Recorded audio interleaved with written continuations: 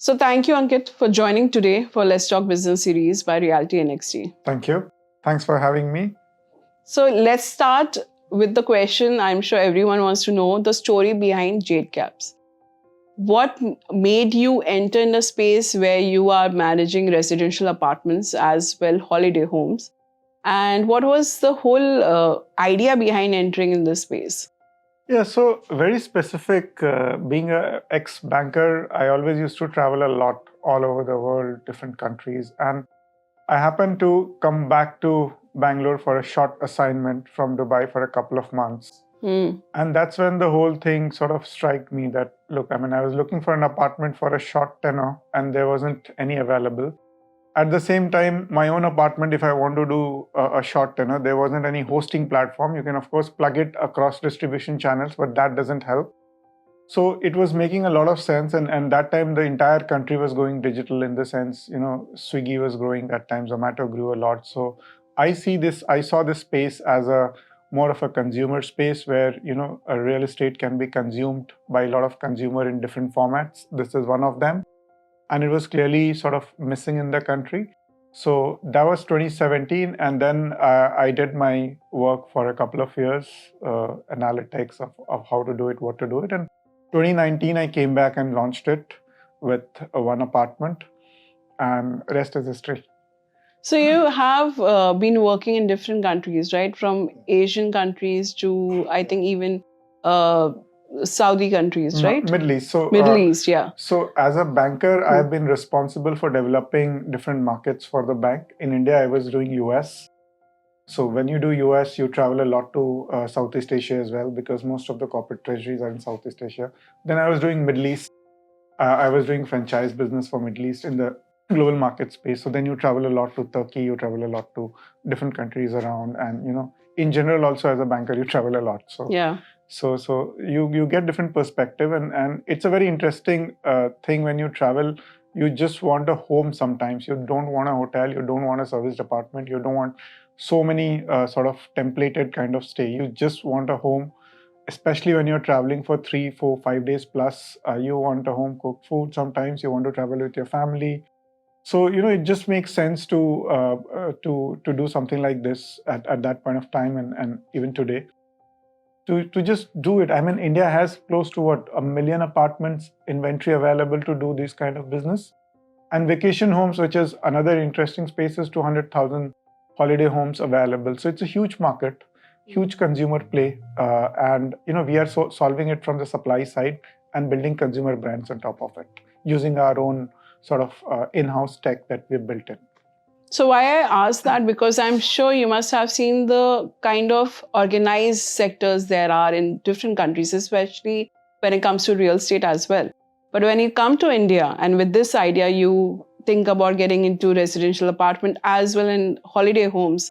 Did you feel that it is an organized sector? Also, there were a lot of challenges to begin with? Yeah. So we have a very good saying in the markets business that you enter a sector where there is a lot of resistance and where there are a lot of challenges to solve.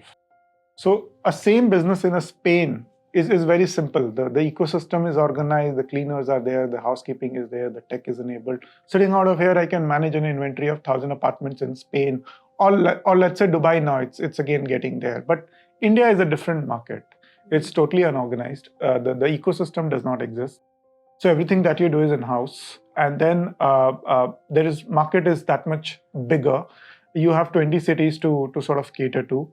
And, it is not something that is available to you on the platter, but you build. So we build stack by stack. First, we build the distribution stack. Then we build the operation stack.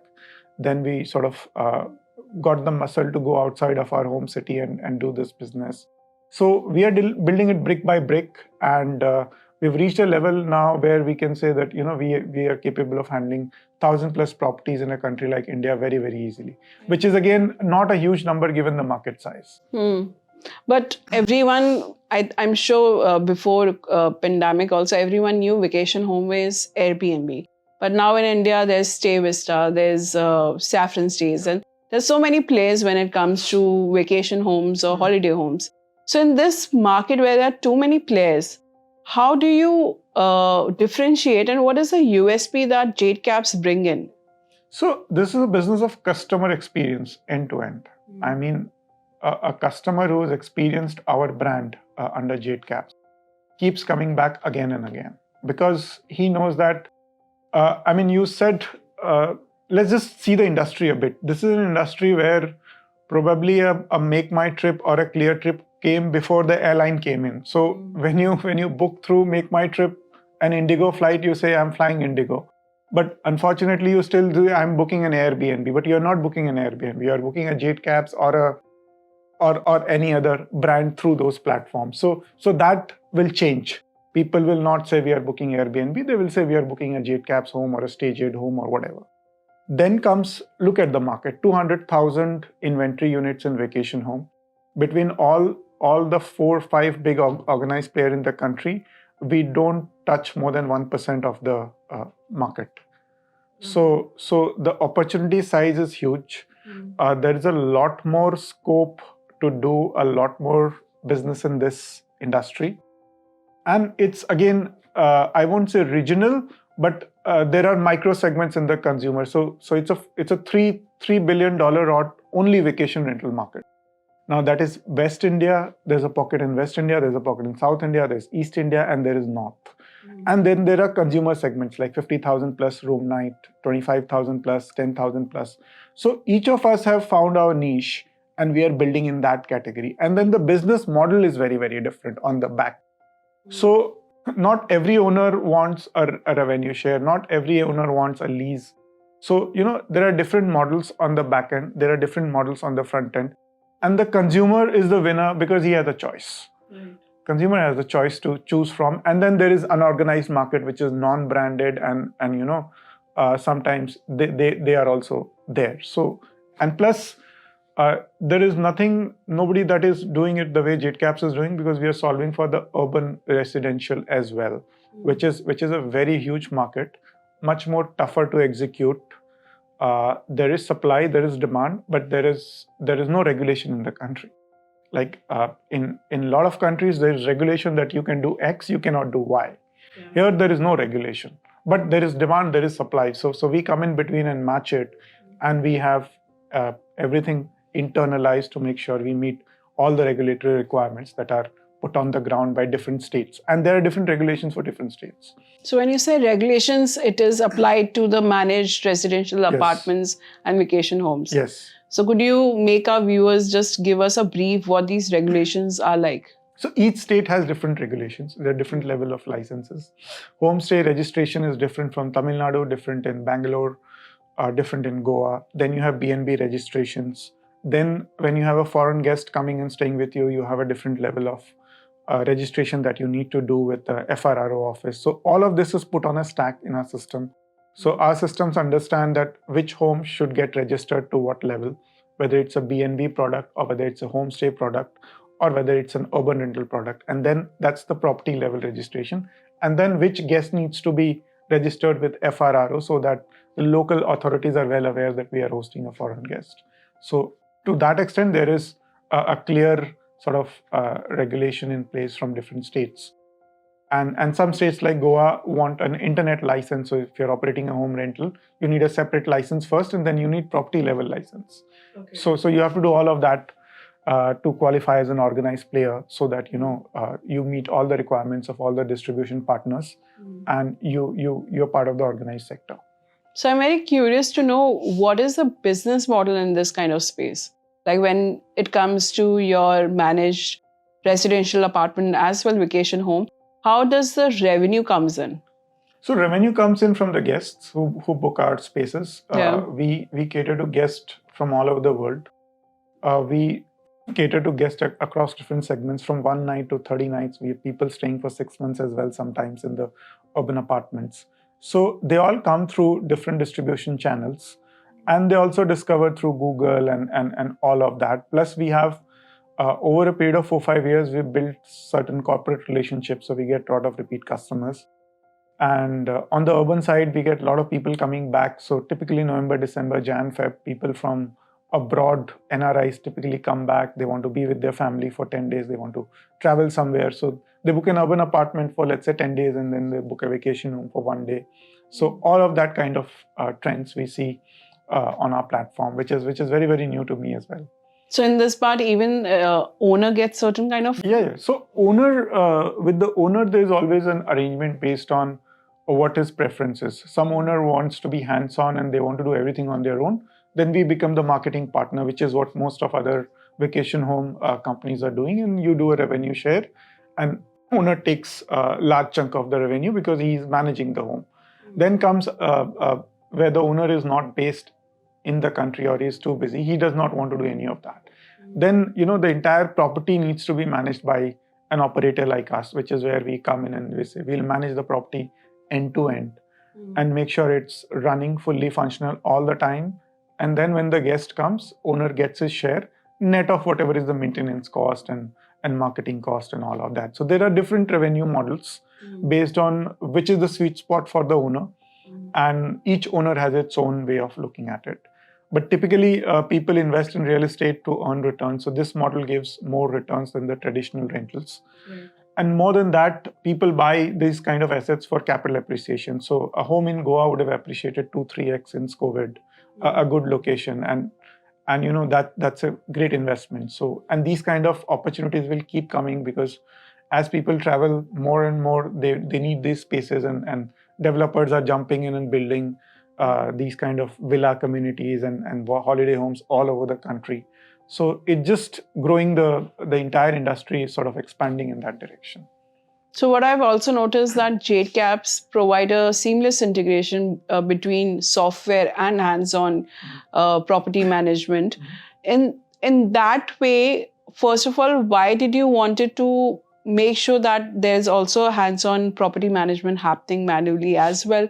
A software being built, why both are required in this kind of space? See, PropTech is a very interesting space because you need to marry both together. And that was the first logic of me setting it up, because just digital doesn't work because you're dealing with humans and customer experience. So you need to have the right kind of people on the ground to make sure whatever experiences you promised is delivered. And then the digital story comes in where on the PropTech side, how do you manage these properties? What happens to them when there is no guest in the property? What is your housekeeping module? What is your deep cleaning module? What is your maintenance module? So having a portfolio of 200 plus properties, we are more busy when there are no guests in the property, because everybody in the office needs to use the platform to check what's happening where, what system alerts are throwing up, what is the maintenance needed. That's one part of the story. And then comes the guest interaction part, the guest distribution part. The guest would have discovered you through some channel, but he wants to talk to you directly before booking. So then he needs to sort of discover you, talk to you. Then comes once he's done the booking, the entire agreement or the check-in form needs to be signed. The regulatory work needs to be done. So the tech stack, the digital part of it ensures that the machinery is running smooth. And you don't need a team of 1,000 people to run 1,000 properties. You can run 1,000 properties with probably 100 people in the office or probably less than that, and some people on the ground who are delivering services to the guests. So that's why tech comes in. It reduces our manpower cost, it makes us more efficient, and it gives us a moat in the industry as well. So these inventories which you're talking about, is it like exclusively with you, or is it having a certain kind of a time period that for 5 years it's with Jade Caps and then owner can decide and shift this inventory? So it's a exclusive arrangement. When we are doing it, it's exclusively with us.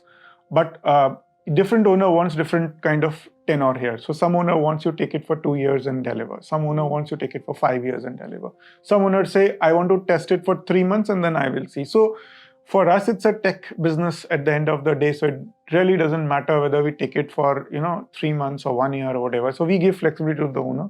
But typically a vacation home tends to stay with us for 4 years plus. I mean, I've been in the business for 4 years, haven't seen too much of drops unless the owner decides to sell the house or he decides to come back and relocate. The vacation home stays there where it is.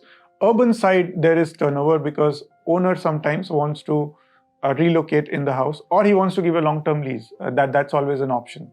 So urban is where we see a lot more volatility, and that means supply coming in, going out as well, because the owner wants to sell the urban home also quickly sometimes. Market has gone up, he wants to sell, book his profit, buy something. So we always see that churn in urban, but on the holiday side, it stays longer. So that's how it works. So where does the maximum challenge rises, with the residential apartments or with the holiday homes? See, both has its own set of challenges. Vacation home has more, it's like vacation home is speed dating with the guest. The guest is coming for one day or probably one night, and he needs everything in that 24 hours experience. So, and he needs a swimming pool functional, he needs a jacuzzi functional, food needs to be served piping hot, and if he's hosting an event. So that's like you prepare for 1 week to make sure that one day goes proper. Urban is where, you have to understand the customer sentiment more, because why is he coming? Is he coming for a medical treatment? Is he coming for a corporate travel? Or is he just relocating? So the anxiety level in urban stays always very high, because it's a new concept in India. People are used to hotel and serviced apartment, but they realize this will give us more space, more value for money, and we can stay in that area for 30 days and then decide whether we like that area, we go for a long-term lease or not. So we see different consumer behavior there. And as long as we understand why the consumer is booking that space, it works very well. But if the consumer is not conveying that, and our team is not able to interpret that, then it becomes a bit tricky, because he's expecting hotel, he's comparing us with a service apartment, he's comparing us with a normal apartment. It's neither of those, it's somewhere in between. So both has its own set of challenges. Both are demanding, but urban, once the guest settles down in 3-4 days time, then he's good. He pretty much calls it a home, and then he says, okay, I'm good with my own thing. In vacation, the turnover is very high, guest turnover is very high. There's a lot of seasonality. There is a lot of maintenance challenges which comes in because of the weather, all of that. So both are very, very sort of different in nature. And right from day one, we built a business that can handle both, because they are complementary in terms of seasonality. But they cater to the same set of customers sometimes. Somebody traveling to India for 30 days, I said, will stay in an urban home for 10-15 days, will need a house in Goa for 4-5 days to host his family. So, it just gets us more repeat business. So tell me, you must be having a checklist also while taking these inventories in, because what we have noticed post-pandemic, in India especially, people have started traveling a lot. It's been called a revenge traveling, right? So, of course, their preference, their taste, everything has changed. They want the best of the best facilities when it comes to vacation homes, when it comes to even rental residential apartments. So for those kind of preferences which are changing with the time, how do you make sure that your inventory is upmark to the changes happening in the market as well with the consumer? So how do you select the inventories you take in? So data, it's all data. Data is the fuel of the business. We use so much of data in our business that we exactly know where we need the inventory, with what amenities we need the inventory. And when an inventory comes to us, and we have multiple checklists. So when an inventory comes to us, the checklist is applied. And if it doesn't meet, we go to the owner. Hey, do you want to do this configuration? Do you want to do these changes? It will meet the market demand better. And most of the time, the owner says yes, and he gives the work to us. So that's where the contracting business comes back to us, and we sort of renovate the house or renovate the farm stay and market it. Because we have the data, we know what needs to be done. Similarly, for urban as well, we do a competitor mapping from service apartment and hotels, and our amenities are always far better than them. So let's say somebody booking a house with Jade Caps in Bangalore needs a private gym, it's available. Needs a private pool, it can be done. He needs a pet-friendly house, it is possible. He needs a house in a gated community, that is available. So, we understand why the customer will book a rental residential apartment over a hotel, and why he'll come to us. And that's how the entire business model is built.